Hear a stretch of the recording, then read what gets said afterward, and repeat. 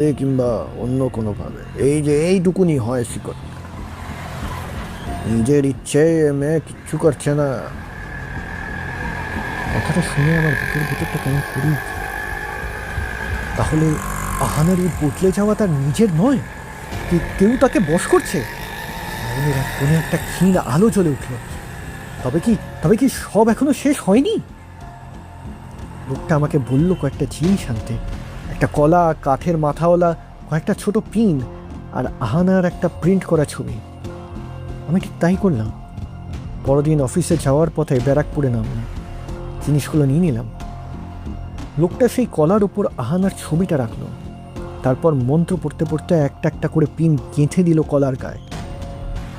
ঘরের ভিতর তখন কেমন একটা থমথমে নিস্তব্ধতা। তার ঠোঁট নড়ছে, কলা দিয়ে চাপা স্বরে বেরোচ্ছে অজানা সব শব্দ। তারপর একটা ব্লেড নিয়ে কলাটা লম্বা লম্বি চিরে ফেলল। আমি ঝুঁকে দেখলাম আর শিউরে উঠলাম। কলার ভিতর থেকে বেরিয়ে এলো ছোট্ট একটা কালো শিকড়। সাধারণ কলার ভিতর শিকড় আসবে কোথা থেকে? আমার গা ছমছম করে উঠল। লোকটা শান্ত গলায় বলল, এই দেখো, এই মেয়ের ওপর কাজ করা আছে। যদি সে কখনো ফিরে আসে আমার কাছে নিয়ে এসো একবার, আমি ওর বাঁধন করিয়ে দেবো, যাতে ভবিষ্যতে আর কেউ ওকে বশ করতে না পারে। আশ্চর্য কথা, এত কিছুর জন্য সে একটা পয়সাও চাইল না। আমি নিজের থেকেই 500টা টাকা ওর হাতে গুঁজে দিলাম, সে বাধাও দিল না। বাড়ি ফেরার পথে আমার মনটা কেমন একটা মিশ্র অনুভূতিতে ভরে উঠল। একদিকে আশা, তাহলে আহানা ফিরে আসবে, সব আগের মতো হবে। অন্যদিকে কোথাও যেন একটা অস্বস্তি। এই পথে চলেছি আমি, যে আমি একদিন ব্রহ্মকে খুঁজতাম, সে আজ এইসব।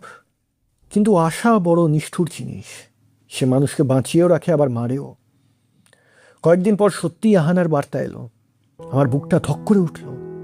সে লিখেছে এখন সে বাড়িতেই আছে, নতুন চাকরির জন্য আবেদন করছে এদিক ওদিক। আমি যেন আকাশের চাঁদ হাতে পেলাম। ভাবলাম তাহলে তাহলে ক্রিয়ার কাজ হয়েছে, আহানা ফিরে আসছে। আমি আবার নতুন করে কথা বলতে শুরু করলাম, সাবধানে যত্ন করে, যেন একটা ভাঙা জিনিস জোড়া লাগাচ্ছি। কিন্তু কথায় কথায় কোথা থেকে যেন মৃণালের নামটা এসে পড়তো।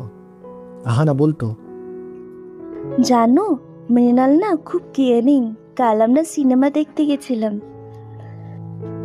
কিংবা মৃণাল কত ভালো ছেলে, ও আমার এত খেয়াল রাখে।